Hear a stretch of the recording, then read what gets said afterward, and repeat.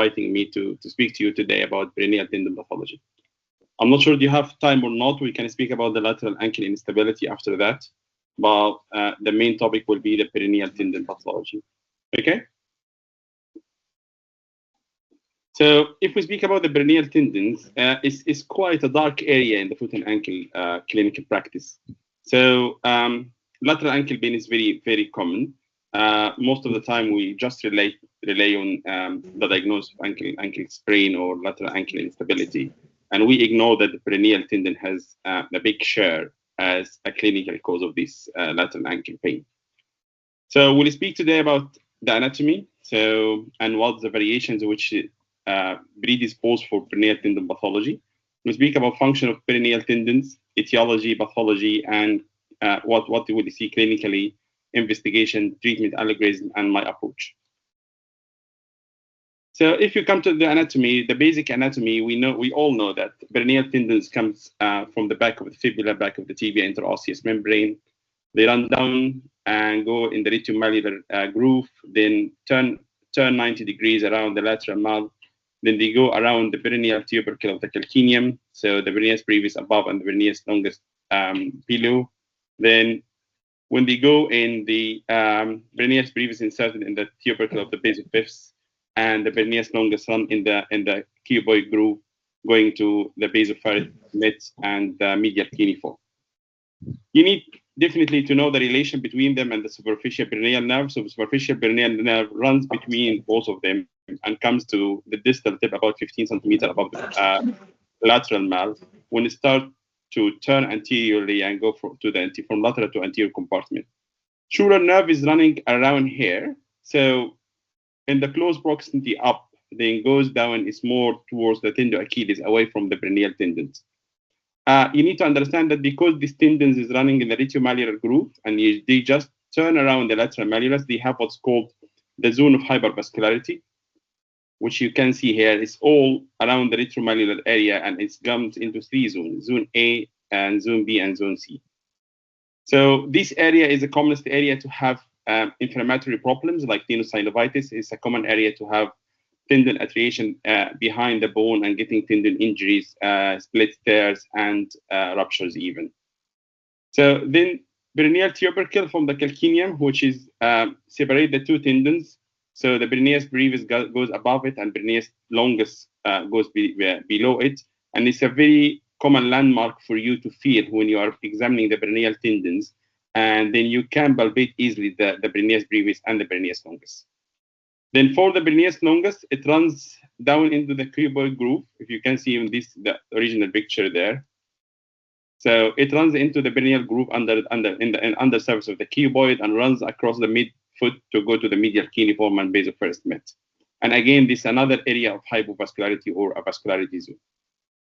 Then os peroneae is an sesamoid bone in the tendon of the peroneus longus tendon, and it commonly to give some symptoms if it is there. It's not uncommon. It's about 30% of the patient have this os peroneae, and when they get inflamed, patient have a lateral ankle and foot pain, and os peroneae will be easily palpable and easily spotted on the X-ray or MRI scan.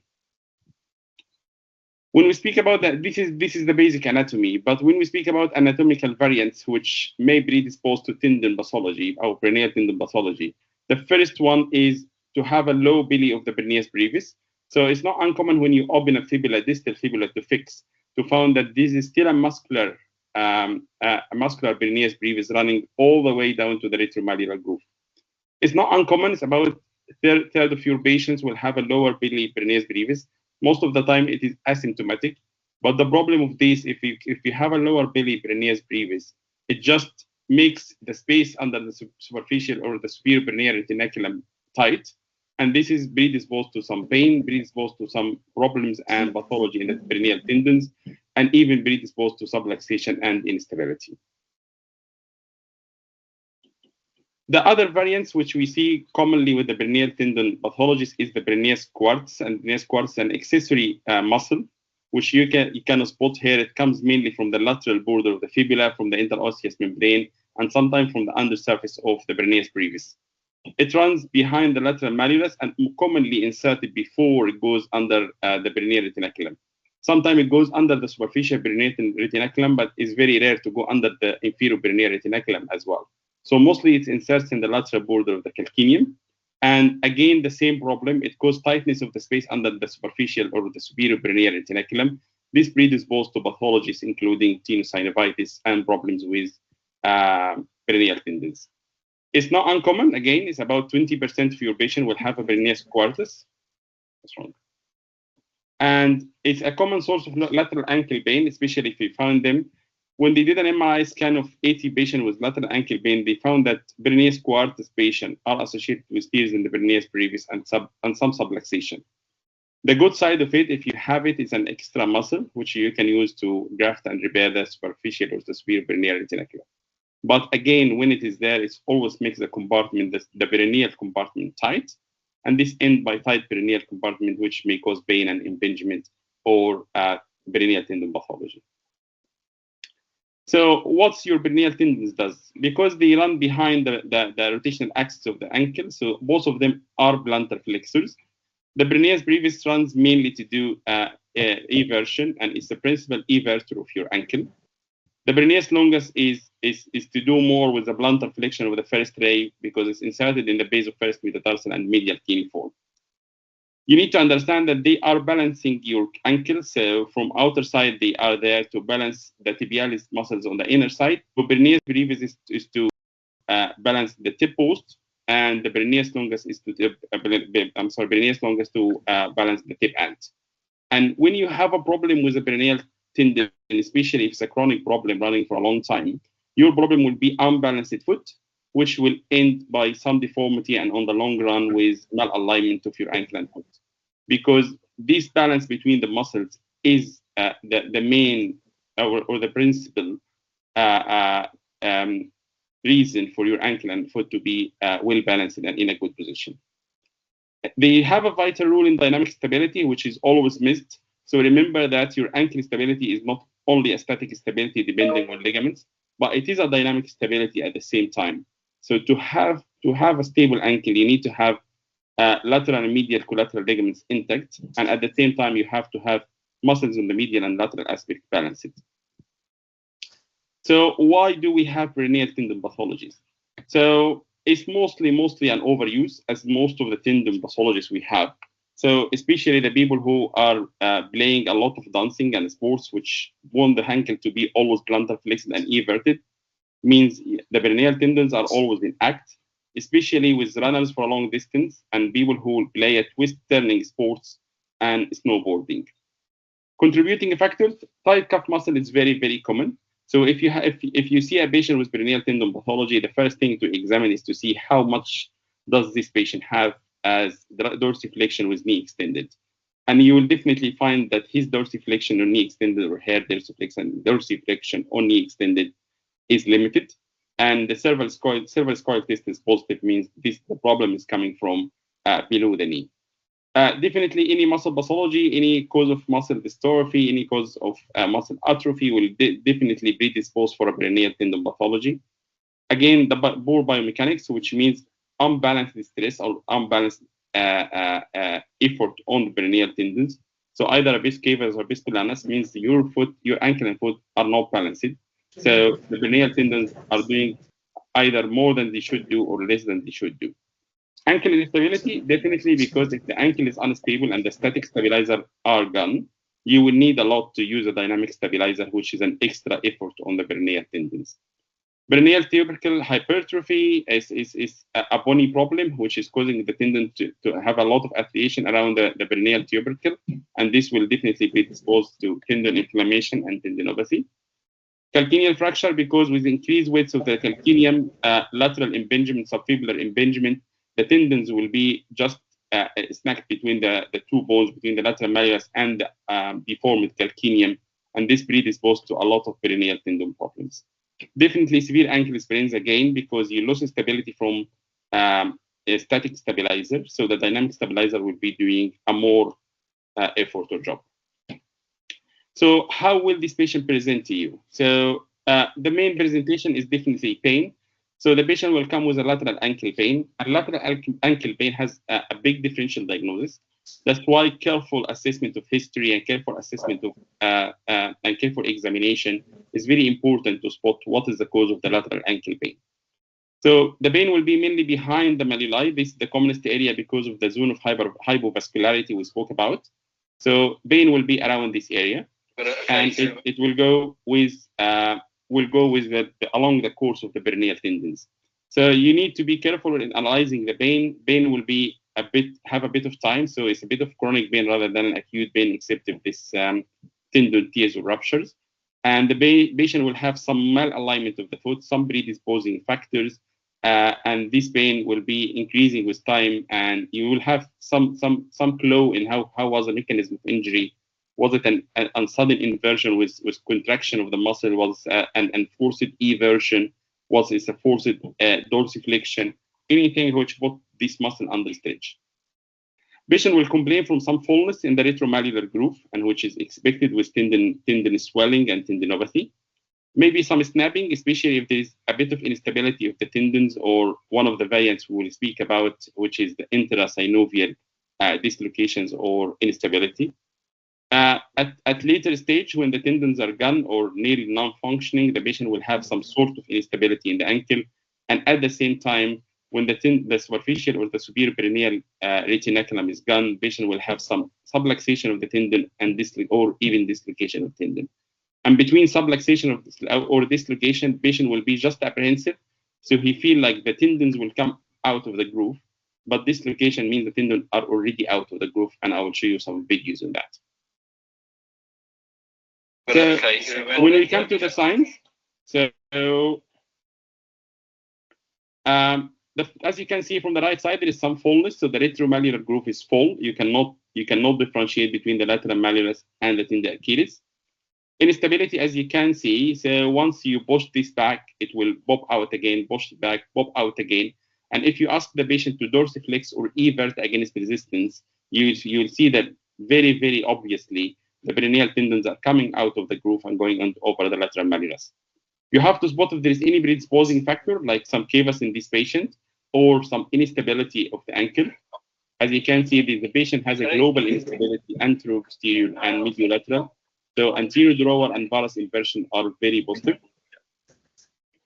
Then you have to look to the bony prominences, and you have to touch every point of the ankle. As I told you, the differential diagnosis of lateral ankle pain is wide, and you need to spot is this the peroneal tendon or something else. Weakness, which you can easily spot between the normal side and abnormal side. You see that this patient can push strongly against your hand because he has the peroneal tendons functioning. You can easily differentiate between brevis and longus according to the position of the foot. So if the foot is dorsiflexed, you're testing mainly the brevis, and if it's plantar flexed, you're testing mainly the longus. If we come to the pathology, we see a lot of pathologies of the peroneal tendons. So tendinosis and tenosynovitis is commonly with the rheumatoid arthritis and inflammatory pathology. Subluxation or dislocation, and it commonly comes with intersheath instability as a very common variant and always missed. Tendon tears and ruptures, this always come with a trauma or instability or hindfoot malalignment. So we speak about every entity separately. So if we speak about the tenosynovitis, you can easily spot that this tendon is much more inflamed with a lot of fluid signal inside the sheath. And this is, as we agreed, is a mechanical problem. It's commonly happening with repetitive sporting activities, especially if it depends a lot on the peroneal tendons. Patient may have a background of inflammatory pathology like rheumatoid, which is the commonest of them, but thankfully the medical treatment at the moment reduces the incidence of that. So we rarely see a rheumatoid patient with tenosynovitis nowadays because of the disease-modifying agents. MRI definitely is the best modality of diagnosis because you can spot easily how much inflamed the tendon, fluid signal inside the tendon substance, and if the tendon sheath is inflamed and we can see it's full of fluid. The treatment depends on mainly treatment of the cause. So as we agreed, it's a mechanical problem. The tendon is overused. So the mainstay of treatment is to modify the activity of the patient, spot to the patient the problem, which is a peroneal tendon tenosynovitis, and teach the patient how to minimize the stresses over the peroneal tendons. You can give the patient a period of rest. This period of rest could be in a plaster, could be in a boot, proper analgesia and orthotics, because you need this patient to go for proper physiotherapy, and without proper pain management, it's one of the common mistakes. So you keep the patient away from pain management. Patient is in pain, so patient never goes for a proper physiotherapy. You can do a tendinooscopy, and this is very commonly in the States, and even is done as office-based, and it's just as two small holes and a very small scope. You go with the camera from one side and with the instruments from the other side. You can go inside the sheath and see the tendon sliding, and if the tendon is inflamed, if there is any adhesion which needs you to release them, if there is a clear deformity in the groove or shallow groove, which you can deal with the tendoscope. The second common entity, which is we see most of the time, is subluxation or dislocation, and this is commonly happen indirectly. So patient is trying to is when in a in a sudden inversion and dorsiflexion. This ends by the peroneal tendons to strongly contract, and this is indirectly cause a peroneal tendon injury. Patient will come to complain from lateral ankle pain again, but associated with some popping or snapping sensation. When they ask the patient to dorsiflex and circumduct, the patient will be in a lot of pain. It's not uncommon. It's about 0.3 to 0.5% of ankle injuries, but it's very commonly missed. Patient may have underlying factors, so bony problem like shallow fibular groove, which doesn't allow the tendons to rest and securely under the superior peroneal retinaculum. Again, what we've spoken about from anatomical variants like low-lying peroneus brevis belly, peroneus quartus, or some structural deformities like base capus. So if you see here, the instability of the tendon, so this is the superior retinaculum is already gone completely. And you just push the tendon back, and when you release your finger, the tendon pops out from the groove. And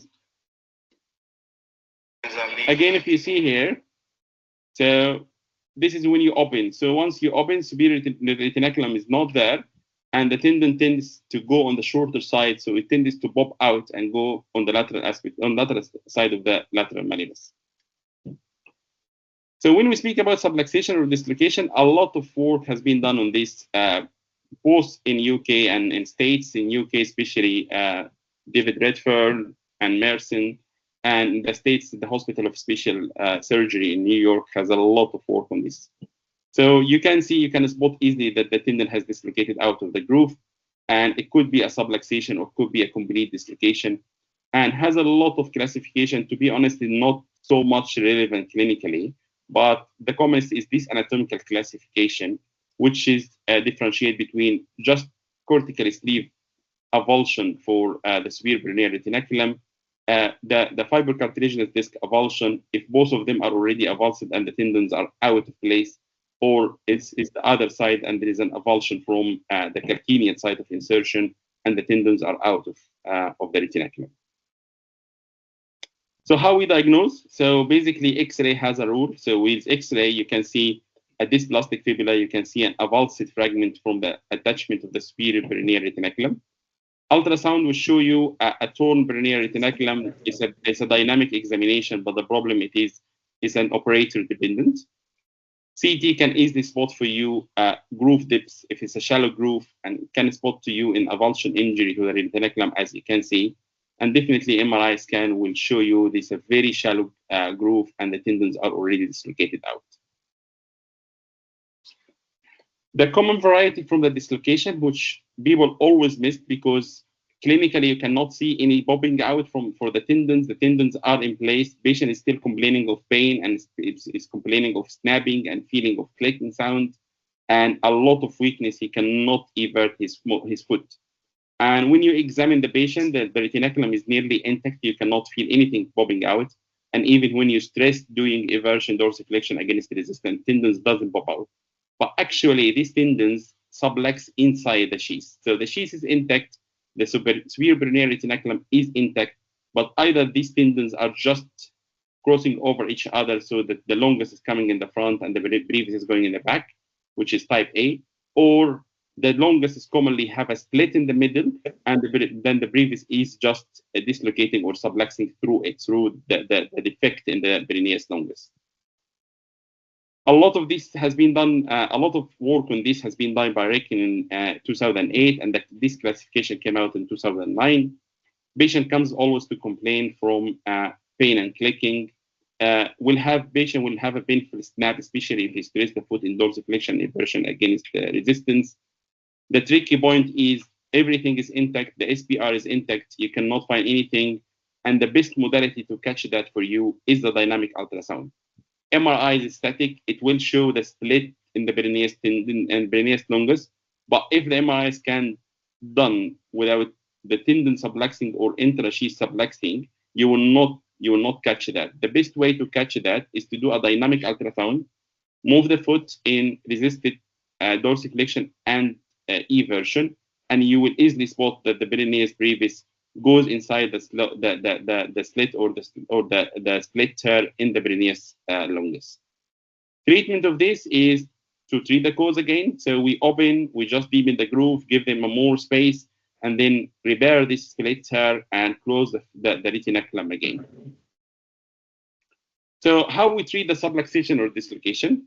So as we all from the medical school time, we agree that we cannot rush to an operation until we try non-operative treatment. I can assure you that the non-operative treatment will give the patient some relief, but definitely is not that successful, especially with subluxation or dislocation, because basically you have an anatomical problem. So either if it's sublux or dislocate externally, means the retinaculum is already gone, or the groove is very, very shallow, or if it sublux intrasheath, because this means there is a split tear in the peroneus longus, and something needs to be done for that. So acutely, we get this patient into a boot or a plaster according to what's your local protocol. Give the patient proper rise, elevation, rest, medication, pain medication until he passes the acute stage. And then you have to understand that above 50% you will be operating on this patient. So what we do, so if the patient if the superior peroneal retinaculum is gone, so we just repair it or tighten it. And repair, this could be a primary repair, so just end to end, or it could be with anchors if it's avulsed from the bone. If the problem is peroneal tendon injury, we repair the peroneal tendons, or at some point we need to do a tenodesis or even a tendon transfer, and I will give you a algorithm for that. We need to do some deepening procedure because we understand that commonly behind subluxation or dislocation, the problem is anatomical problem of a shallow retromalleolar groove. At end stage, or when we have to do a salvage procedure, we may do a blocking procedure. It's something like the Chiari osteotomy in the pelvis. All what you need to do is choose your patient, decide about the treatment, choose the proper operation for the patient. So you need to get it right first time. So this is how we repair the SPL. So if there is still some intact tissues there, we repair it directly. So we try to just deepen the groove, and then we ball it with a strong non-absorbable sutures. Either use a fiber tape or use an BDS or whatever you use. This, if we have no tissues available for direct or primary repair, then we have to use an anchors. Nowadays we use the FiberTech 2.6, the double loaded one, and we insert as much as possible of anchors here, because you need to understand these muscles are very strong. So the repair has to be strong enough to stop this muscle from dislocating. So I recommend for you at least 3+. So if you see here, after the repair, it's very, very stable, especially if you augment your repair with some anchors. And as you can see, the tendons are sitting inside the groove and not moving anymore. Deepening procedures. So basically, if the groove, as you see, is very shallow, so we have to create the groove. A lot of procedures to deepen the groove has been described. So you can simply use just a drill bit and go and drill the retromalleolar groove, make it more deeper. The problem with that is it causes a lot of attrition to the tendons. It's a bit of hard service for the tendon to run smoothly on. Other option is to use a pair, and I will show you some of the cases. So as you can see, we go with the pair and deepen the groove as much as we can, clean the area perfectly, allow the tendons to sit inside the groove and not dislocate again. The other option is to be a bit more aggressive, especially with big people, especially with a very shallow groove. So what we do, we just with an osteotome, so we make a trapezoidal cut, get it out, clean all the endosteal area, and push the cortical bone back just to make it smooth for the tendon when they slide inside the groove. And it gives a very good result, but a bit of an aggressive procedure and may end by fracturing the fibula if you are not that expert. The other way is to go with the saw. And when we go with the saw, what we do, we just cut the slider. As you can see, we cut a slider from the bone here and open, curate some of the bone out, and keep a space for the slider we open to slip inside back and give a space and make a new groove. So if you see, we went with the saw here, we open this slider of bone, we curate from inside, and now we push it back in place. So just with a Langenbeck, you push it back in place, so you make a smooth, deep groove for the tendons to run through. If all of this failed, revision surgery, the fibula is very dysplastic, is not amenable for deepening procedures. So you can go for Chiari or skirting of the ankle, which we just pull a slider of the bone out and we create a groove from the normal fibula. And it's very rarely used nowadays. Some people are still using it, especially the old school. But nowadays, the deepening procedures have a lot of variations, and we use one of them, and they always do the job. So what the evidence says. So regarding is this patient will be eligible, the dislocated patient, if we do a deepening procedure and retinaculum repair, will they be going back to sports? And again, all this evidence is coming from the States, especially New York. You can see that this patient will go back. The satisfaction rate is nearly comparable, but it's more with deepening procedure because mechanically it solved the problem. So regarding reoperation and wound dehiscence, you can see that they're nearly comparable with more about the soft tissue. The evidence is with the bony, because the soft tissue is sometimes associated with minimal increase in reoperation, because from the above study, you can see that redislocation is less than 1.5, but it's more with deepening procedure or bony procedure rather than only soft tissue repair.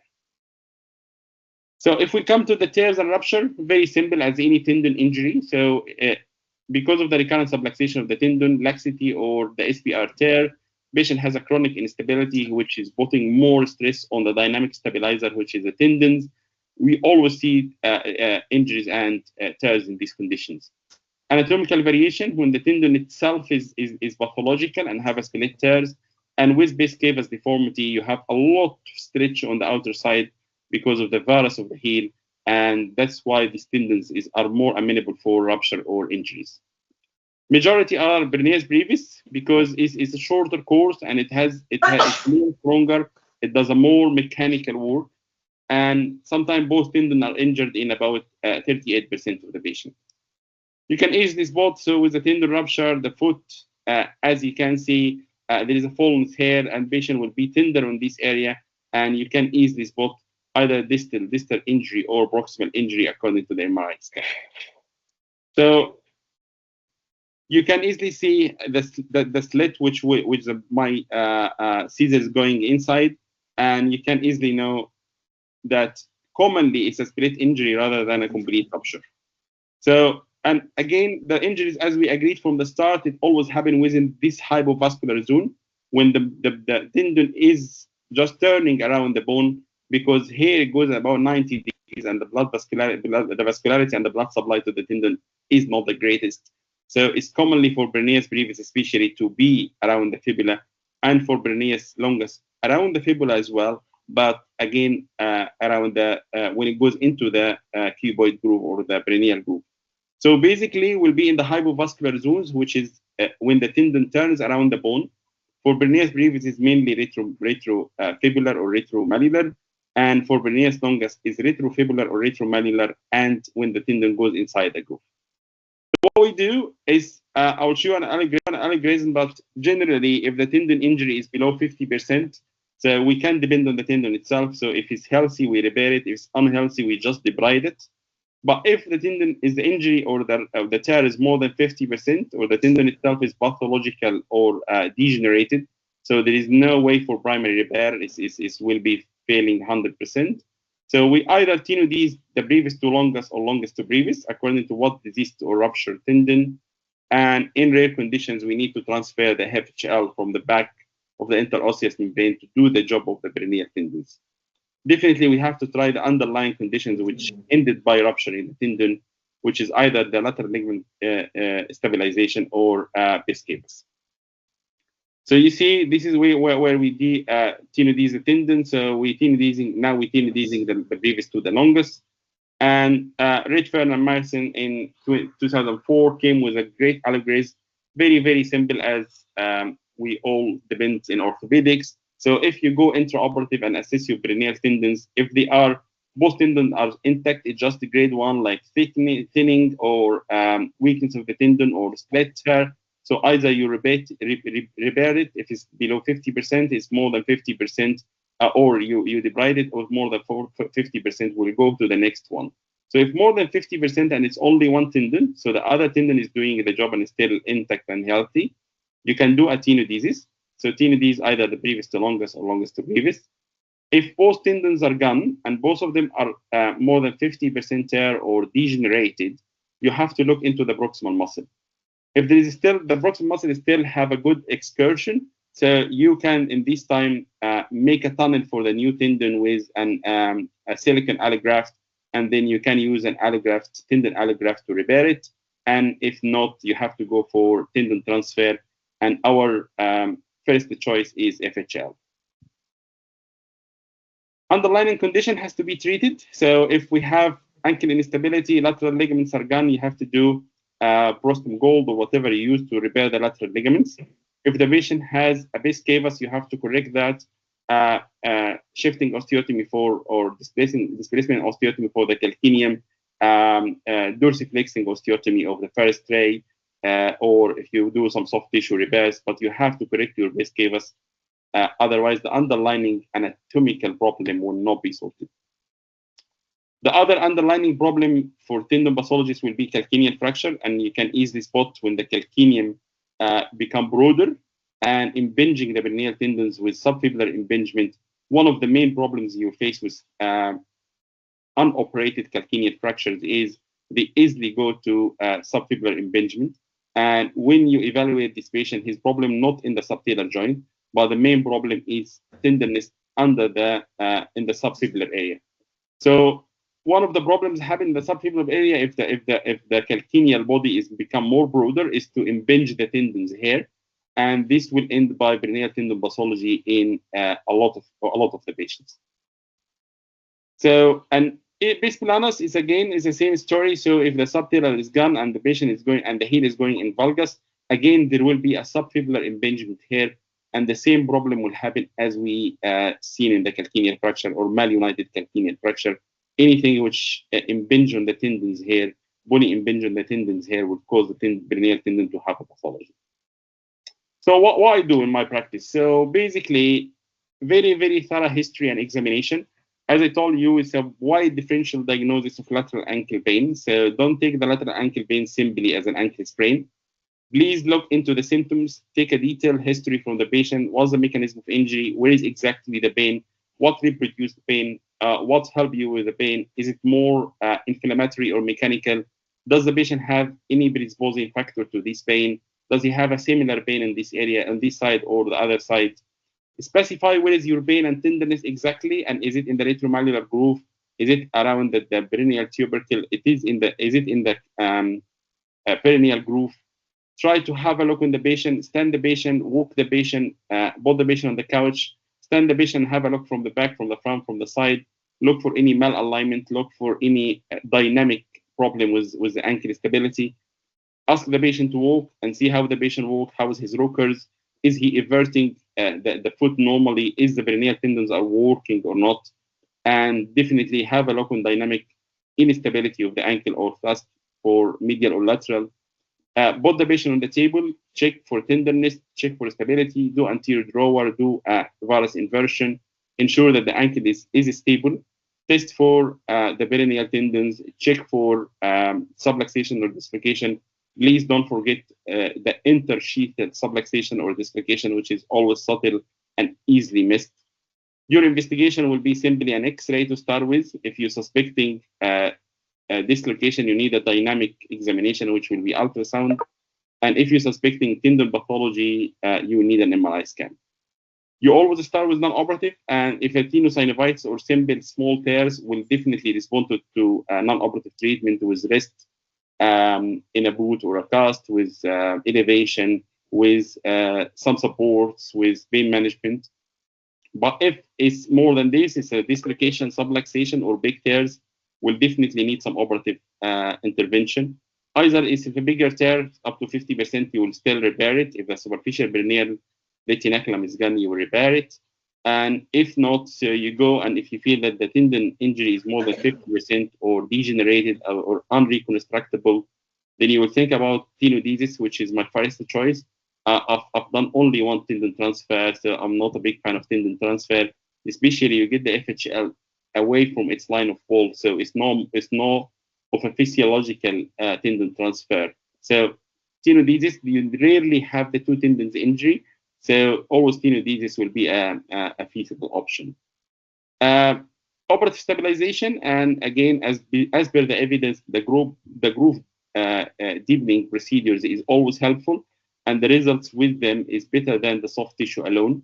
And the commonest I use is using a bear to deepen the groove for subluxation or dislocation.